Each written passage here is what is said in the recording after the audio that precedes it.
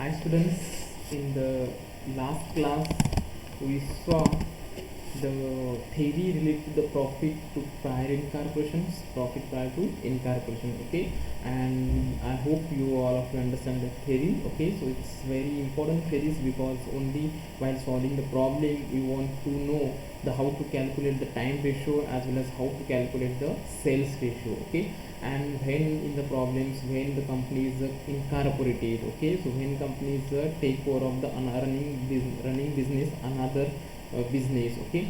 So you know this only these things, it's very important, okay. So now in this lecture I'm going to start one problem, first problem on the profit prior to incorporation, okay. So now see the problem number 1.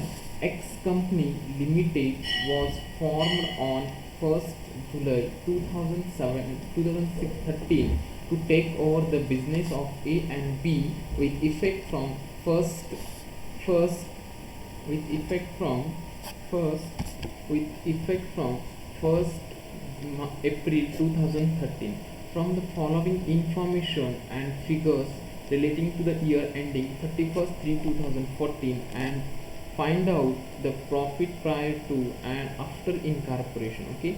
So the sales for the year ending 31st 3 2014 were rupees 5 lakh divided into rupees 1 lakh for the period up to 1 July 2013 and rupees 4 lakh for the remaining period, okay. And the gross profit for the year was rupees 1 lakh 25,000. The expenses debited to the statement of profit and loss were as under, okay. So now see in this problem, so this X company incorporated on 1st July, okay. First of all try to understand what's the financial year, okay. So what's the financial year in the problem, okay. So it starts from 1st April 2013, its end with 31st March 2014, okay. So in this year, in this financial year, on 1st July 2013, so this X company got the incorporated, okay. So this X company take over the business of A and B, okay, and this X company got the incorporated on 1st July 2013. It means what? 1st April 2013 to 30th June 2013, up to this there is whatever the months are there, so in this month it is nothing but the prior period, okay. And after the incorporation from this 1st July 2013 to 31st March 2014, it's nothing but the post incorporation, okay, or the after incorporation, okay. So you will understand later on while solving the problem. Now next see the sales for the year ending 31st 3 2014 where it is 5 lakh, okay. So this 5 lakh is for the whole year, okay. This 5 lakh for the whole year, okay. So now how it's bifurcated, just see, divided into 1 lakh for the period up to 1/7/2013. It means what? From this 1st April 2013 to 30th June 2013, okay, 30th June 2013. It means what? How many months are there, okay. So for that month it was rupees 1 lakh and rupees from this 1/7/2013 to rupees 4 lakh from up to 31st March 2013, okay.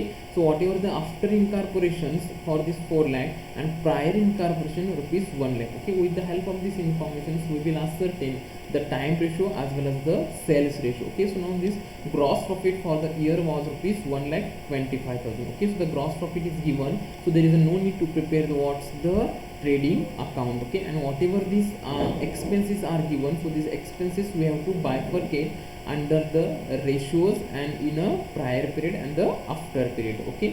So now see the solution. So what's the financial year actually? Financial year is what? 1st April 2013 to 31st March 2014, and the incorporation date. So what's the incorporation date? On 1st July 2013. It means what's this X company got the incorporated, okay. So this X company take over the business of Y, A and B company, okay. And A and B company is given the incorporated on the 1st July 2013, okay.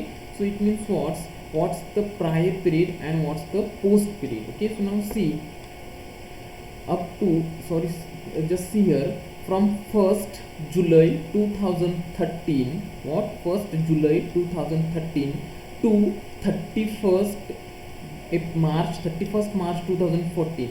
So how many months will be the, so 9 months. So it is nothing but the post period. Okay, it is post period. Okay, so now before this means what? 1st April 2013, 1st April 2013 to 30th June 2013, up to how many months? 3 months. Okay, it is nothing but the prior period. Okay, so now how to calculate the time ratio? Prior period is to post period. Okay, and the prior period is the 3 months and the post period is the 9 months. Okay, so what will be the ratio? 3 is to 9. Okay, 3 is to 9. Okay, otherwise, or 1 is to 3. So how it's a 1 is to 3? For this 3 and the 9, take it common factor and divide. So for this common factor is what? 3. Okay, 3 ones are 3, 3 threes are 9. Okay, like this we have to calculate the ratio. Okay, first of all, try to understand the prior period and the post period or the after period. Okay, whatever the incorporated date, before that whatever the months are there, so it's nothing but the prior period, and after incorporation till end the year, it's a post period or the after incorporation period. Okay, so in this problem the 9 months is the post period and the 3 months are the prior period, and the time ratio is what? 1 is to 3. Okay, next, sales ratio. Prior sales is to post sales. Okay, in the problems they mentioned what's mentioned the sales for the year ending, this sales for the whole year, and so this whole year is distributed in the prior period and the after period. For the prior period they given the sales is rupees 1 lakh, and for the after period is rupees 4 lakh. Okay, so see here, for the prior sale is 1 lakh, is to post sale for the 4 lakh. Okay, so what will be the ratio? Cancel it, this 5 zeros, cancel these also 5 zeros, remain is what? 1 is to 4. Okay, so this 1 is to 4 is nothing but the sales ratio. Okay, so like this we have to calculate the ratios. Okay, and whatever these expenses are there, so now these expenses we have to distribute under this time ratio as well as the sales ratio in a pre-incorporation period and the post-incorporation period. Okay, so now just we have to solve like this. Statement of profit and loss for the year ending 31st/3/2014. Like this we have to draw the format. So particular column, and the basis of apportionment, and the pre-incorporation period and the post-incorporation.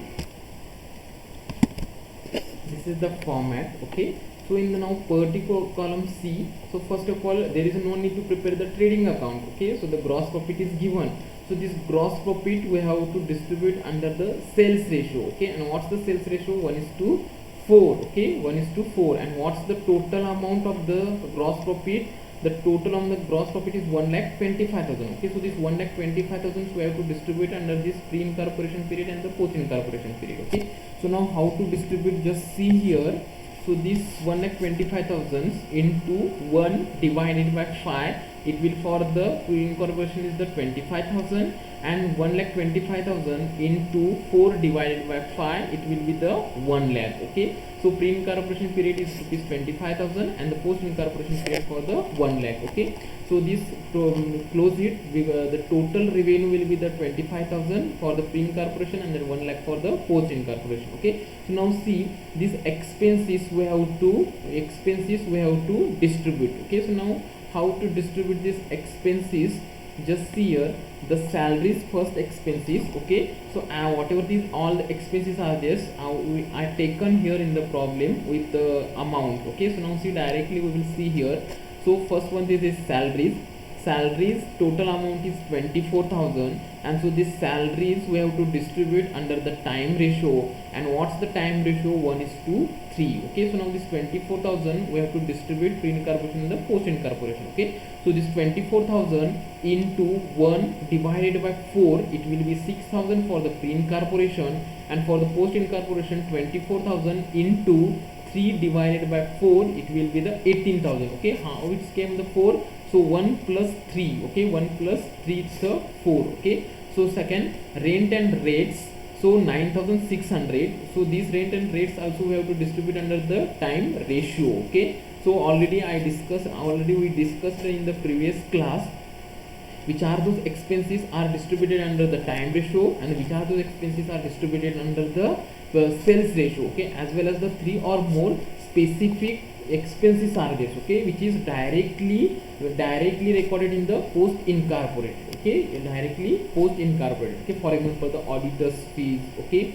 So these are the auditor's fees, the preliminary expenses. These are directly we have to mention under the post incorporation, okay. So next see rent and rates. It is distributed under the time ratio, and time ratio is 1:3, okay. So for the pre incorporation, 9600 into 1 divided by 4, it will be the 2400, and 9600 into 3 divided by 4, it will be the 7200 for the post incorporation, okay. So this office expense is rupees 4000. So this 4000 we have to distribute under the time ratio 1:3. So for the pre incorporation is rupees 1000, and for the post incorporation is the 3000, okay. So next electricity. So this electricity is amount is rupees 2000. So with the help of this time ratio, we have to distribute this 2000. So for this pre incorporation is rupees 500, and for the post incorporation 1500, okay. So next for this insurance is 1600. So this insurance we have to distribute under the time ratio, which is ratio is 1:3. So for the pre incorporation 400, and for the after incorporation 1200. So next director's fees, okay, 3500, okay. So this is the specific expenses. So this specific expenses directly affected on the incorporated after incorporated period or the post incorporated period, rupees 3500, okay. So it will not affect on the pre incorporation period, okay. Just that's why basis of apportionment is not the post incorporation, okay. So next audit fees.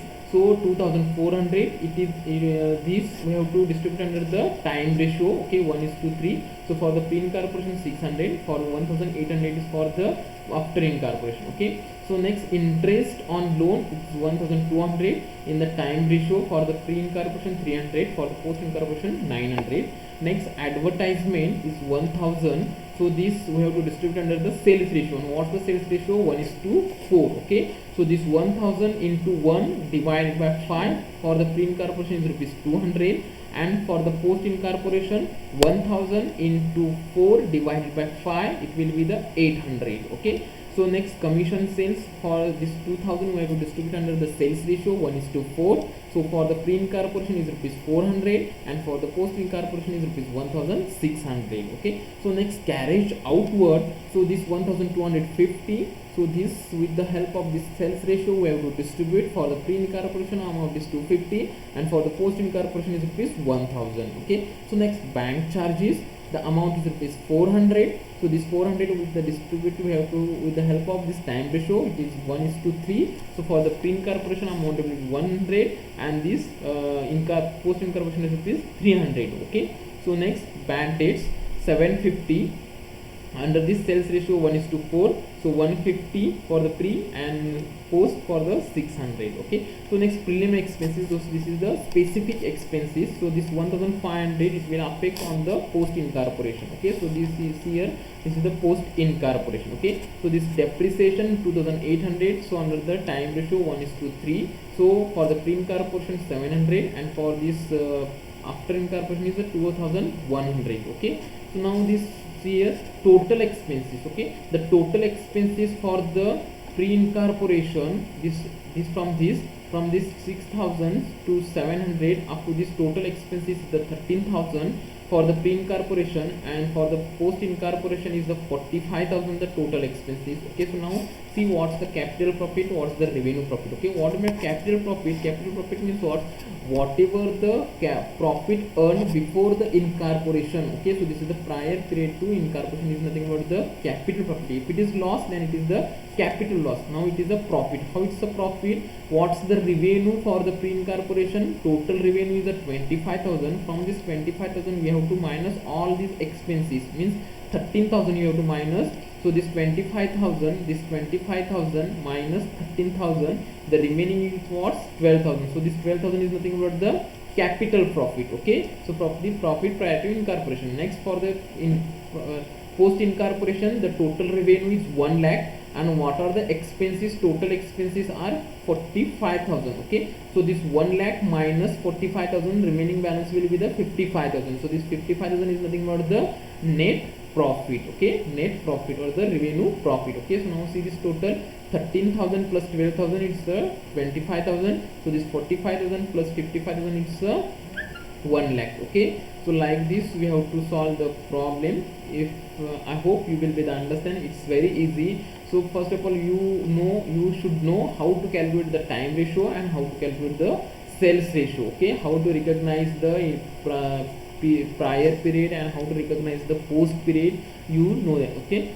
so I hope you will be understand. If it is not understand, so you can contact me, you can direct call me or the message me. I will help you for the understand purpose. Okay, so thank you.